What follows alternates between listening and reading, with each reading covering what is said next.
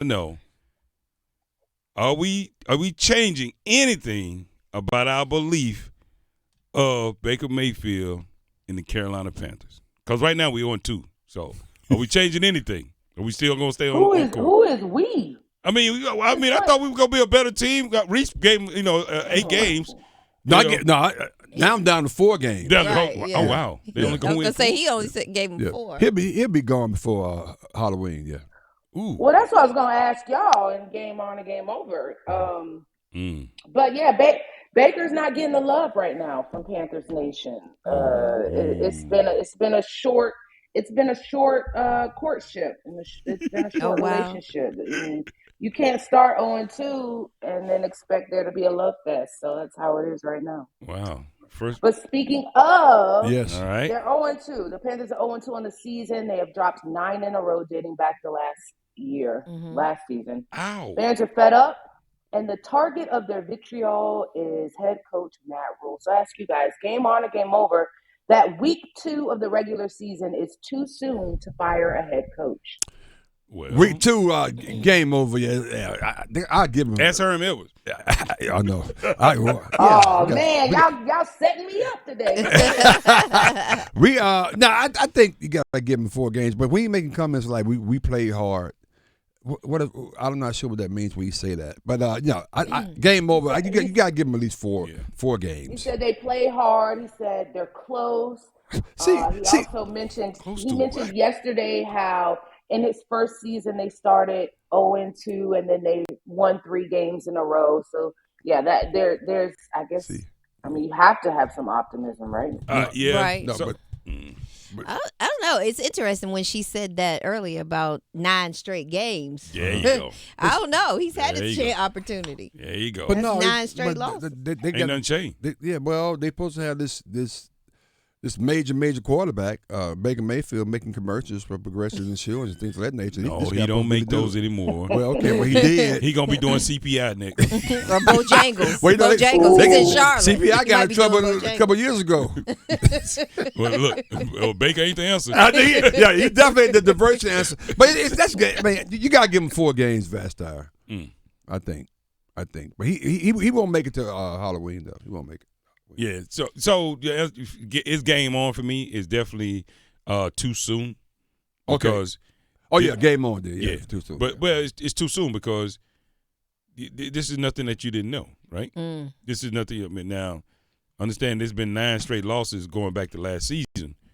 Well, that's a problem. Mm-hmm. But this is not new. But when coaches say we're close and all that, those are they are close. No, those are words when you know you're gonna get fired. No, we play hard. Right. We are close. Hold on. It's me, not you. I know. I mean, That conversation. and you know you're gonna get fired when they're talking about the attitude on this team is better than I've ever seen before. These guys have good families. We start saying stuff like that. It's time to go. It's time. He get ready to bounce. Right. It's over. It's over. Not the families. No, you know they bring the family. We got great community guys. We start doing it in family, community. He gonna say that in the press conference this week, and Vashon gonna start laughing. And everybody gonna be like, "What?"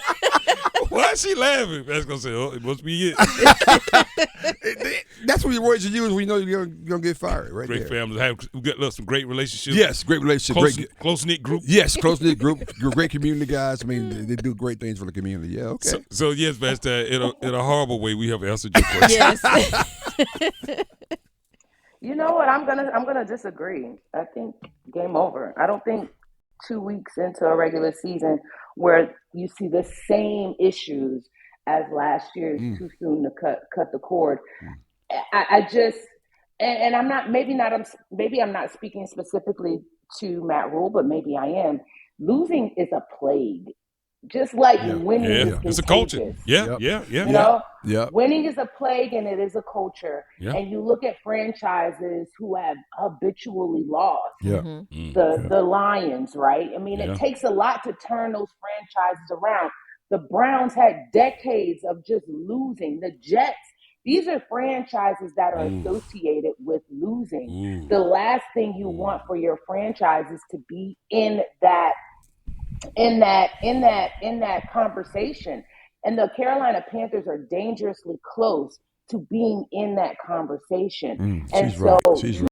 me, She's right. to me, sometimes you just got to cut the cord. It's like a bad relationship, Sometimes you just got to get out of it and regroup. You got to find yourself, and then you got to try to step out again. Yeah. So I just don't. If it's not working, I don't know why you prolong the inevitable. I just don't. With the Panthers' schedule, you have New Orleans. You have. So we. No, I'm just. I was trying to figure out we were talking about a football game or the damn relationship. I like turn your cell phone. You gotta block his phone number. You gotta turn your cell phone off. That sounds going on. That's you going in. Doing it, powerful, good stuff. But she's right though. The truth, boy. All I'm saying telling the truth today. Sometimes you just gotta let she's right. go. Yeah, you know what I mean? Yeah, you gotta. And it's not gonna get any easier for the Panthers. They have the Saints, they have the Cardinals, they have the 49ers. They go to LA, you got the Bucks. Like, it's not an easy schedule for them. Here's the reality. There it is right there. Yeah. So here's the reality. What you just said and what we already know and what you just went through, the steps of recovery, is look, we know what we need to know. Right. It's not going to change. Yeah, it's not going to get any better. Yeah. Let's go ahead and do it. Because we said several times on the show, what's different? It's the same. And by the way, Christian McCaffrey, was he on the field? Yes. He was. There you go. Yeah. You can't use that excuse no more. He had his first 100-yard rushing game since 2019. Yep, knew it. Since 2019. I knew it. Wow. So and granted, Matt Rule says that the Panthers are close. They are close because they've lost so many games by a close margin. But winners win those close games. They don't lose them. Right. And those teams that you just laid off, those teams that you ran off, those teams are going to get a little bit better. Yeah. Right. And a little bit better. Exactly. And I don't see this team getting that much better to be able to keep pace with those teams you just read off. And that means that they're going to be sub 500, way below 500 for the season. I didn't even finish. I didn't even mention the Ravens and the and the Rams and it's not an easy road for them. The late Dean Smith, I heard him say this many times. He said, because they say, why do good things happen to certain teams and bad things? Well, because they're good players and they have a good culture. Bad things happen to teams that have bad players and bad culture. That's just a reality. And it's sad, but it's true. And that's the case. And I think it goes back to me for Matt Rule. The college to pro experiment it just hardly ever works. It just does not work. And I think that he will go back to college. He'll get a bag, and he will be continue to be a great college coach because that's what he's good at.